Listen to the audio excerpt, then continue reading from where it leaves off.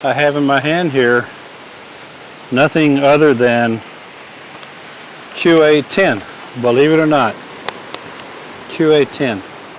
It's Monday morning, so you know that means that it's time for another Q&A, and I'm going to get started on it as soon as I come back. Hey! Roger! Oh, Rocket Chick Roger! Hello there!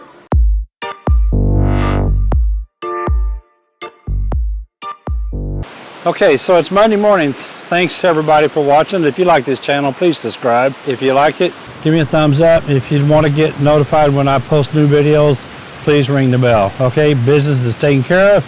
Now we can get down to the fun stuff.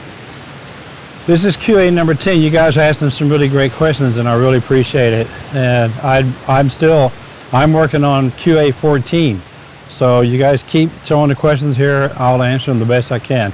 I do want to say about this QA, the last question, the answer is very lengthy. So I'm just going to give kind of a summarized answer for it. And then the rest of it, I'm going to paste into the description below. So if you want to read it, you can read it word for word. Okay, so number one, Don, did you have a better social life in the U.S. or do you think that you'll have a better one in Ecuador? And how much do you mix with expats? To be perfectly honest with you, I don't think I had a better life in the U.S. I don't think I had a better social life. I was moved into a 55 and older community when I was 59 years old, and most of my neighbors were in their 80s and 90s, and a lot of them died in the time that I lived there. I stopped counting at 11. I didn't really have a whole lot of social life because we just weren't in the same age bracket. That's not to say that I didn't have some really wonderful friends. I had some great friends there. But I think my social life is much better here. When I lived in Mesa, Arizona, on my Facebook account, I think I had 80-something friends. And here, I'm up to over 250 friends. So I definitely have a much better social life here. Not only just on Facebook, but in general. I mean, I know more people here. I talk to more people, I interact with more people, I run into people all over the place that I'm fortunate to know. So, no, I don't think so. I don't think it was better there. So, there are some wonderful people living in that community that I came from, and I'm not going to deny that. So, number two, you say that you have sold your condo in Arizona, which presumably means you now have a load of cash in the bank. Really? I love these assumptions. Not making fun of the viewer that wrote this. It's a legitimate question and I appreciate it, but no, I don't have a load of cash in the bank. On the assumption that you do decide to stay in the country, do you think you'll buy a place or are you happy to rent for the rest of your days? I wrote down the answer. I said, I think I'm happy to rent for the rest of my days here. And here's the reason why. Number one, I want to be able to move around. I want to be able to move around a lot because of my exploratory drive. There's some nice people over there leaving to go down to the beach and they just waved at me, so I waved back. And they have their mask on and I don't, but I'm a long ways away. Number one, I want to move around a lot because of my exploratory drive. And number two, if something should happen to me, and it inevitably will, I don't want to burden anyone with the hassles of dealing with the estate sale, taxes, liquidation, and all that kind of stuff. I invested a good portion of the cash. I invested a good portion of the cash, and it pays me well enough. The rest of is my nest egg, in case I should decide I want to go back to the U.S. If I was 20 years younger, I probably would have bought something here.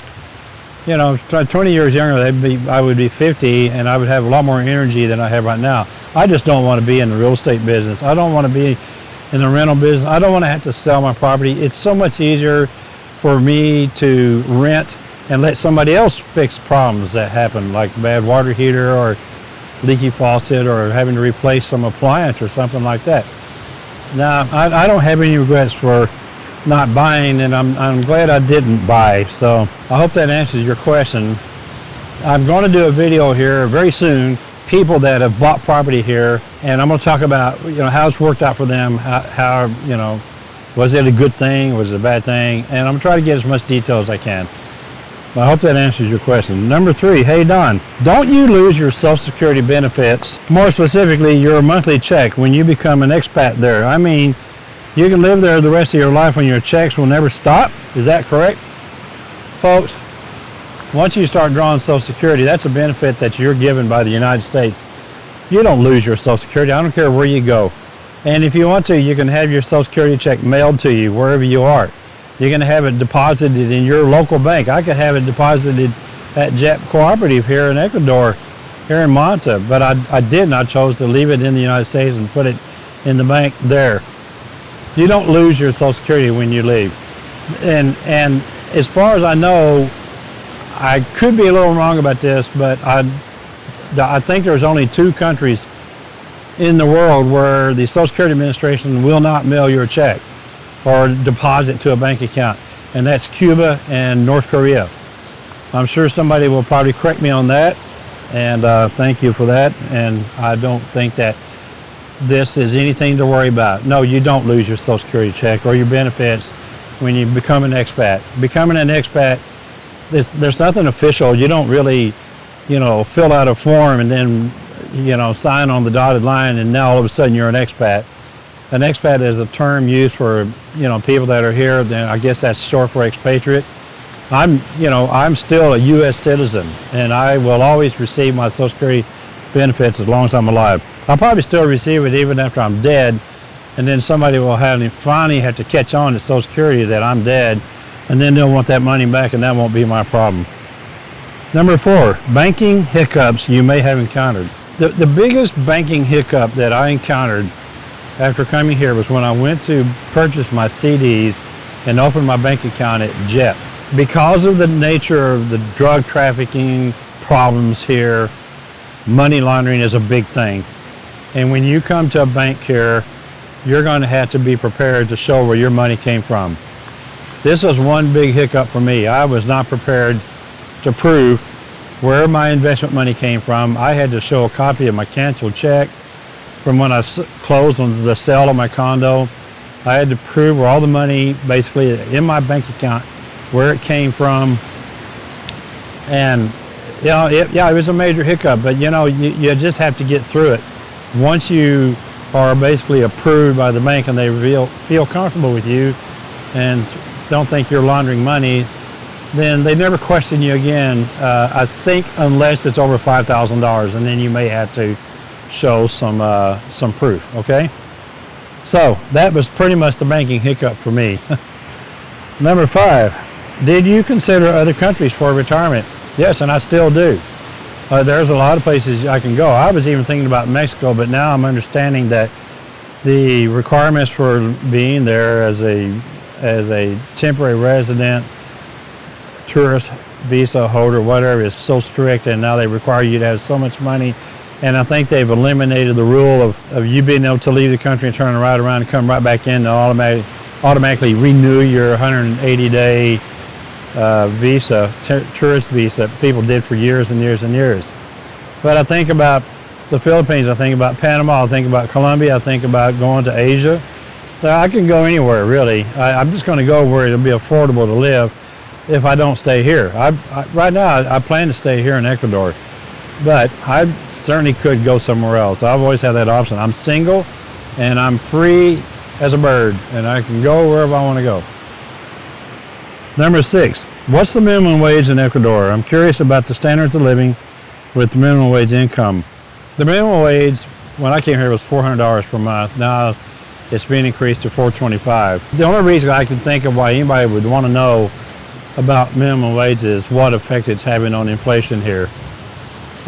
If you're an American or a Canadian or anybody else and you're coming here to work, if you're going to work for a local company, you're not going to make much money, but you'll make enough to live on, I guess. I mean, Ecuadorians have been doing it for years. It's not much money, but that's your answer. It's $425 per month. Number 7, what about medical history? How was that transferred? Did you bring paper copies of your medical history with you? I didn't bring doodly squat. I'm in pretty good health. I didn't All I brought was my memory. And then when I met Dr. Garcia and she came to my apartment and spent about 3 hours with me, she did a complete history on me. And there's my medical records. So no, I didn't have to. I mean, I would guess that if you have a major medical condition, it might not be a bad idea to get a copy of your records from your doctor and bring it with you. Me personally, I didn't bring any. But I'm pretty much, I think that for most people that I know my age, I'm healthier than they are. Number 8. I wrote this name down, Don James. Hi, Don. Thank you for your question. You mentioned you no longer have insurance for your car, etc., but what about renter's insurance? Do you cover your possessions in your apartment with the renter's insurance policy, or do they even sell this type of insurance in Ecuador? No. I don't have any insurance, renter's insurance. I haven't even looked into it.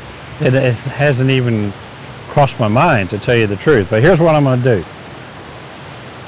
I bought my IESS insurance through Blue Box, which is one of the more popular insurance brokers around Manta.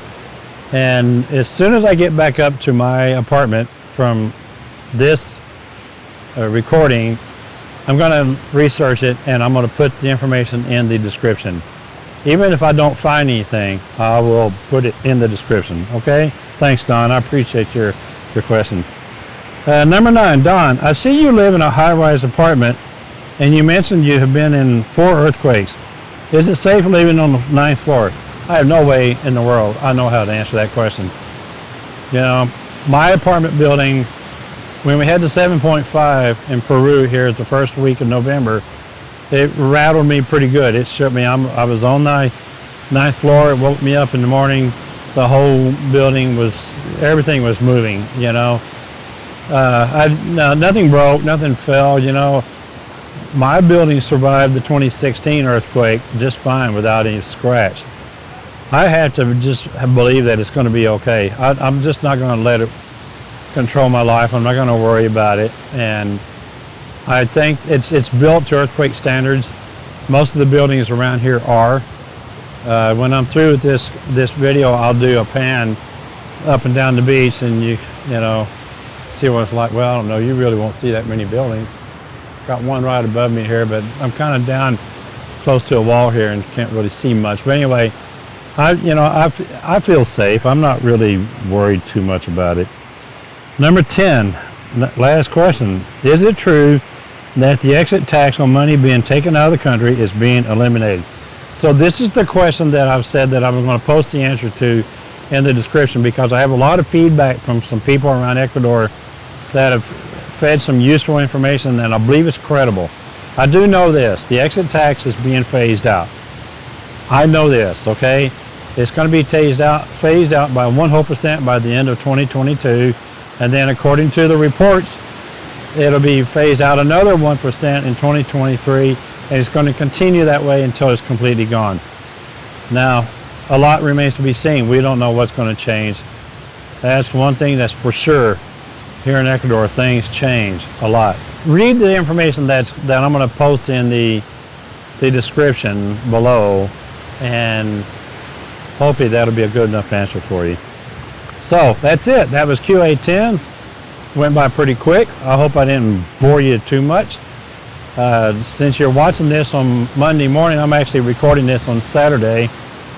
On Tuesday morning, I'll be on my way to Cuenca, and I'll be there for a month, and I'll resume my videos from there, including the QAs, and then plus some footage and a lot more neat stuff that I'm not doing here. I'll have a new GoPro camera with me, be mounted on my chest. I'll be able to walk around. I'll use my same mic system, and I'll be able to talk to you and show you and explain to you what we're seeing as I go on my walks.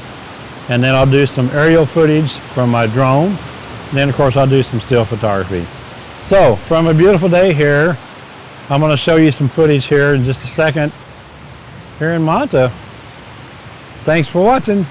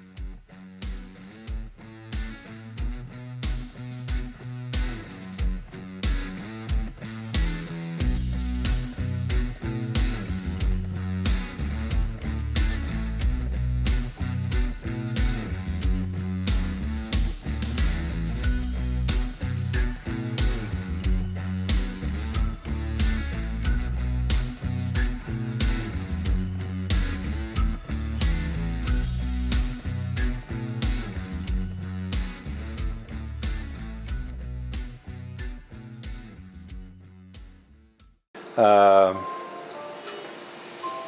shit. Never gonna get this shit right. Damn it.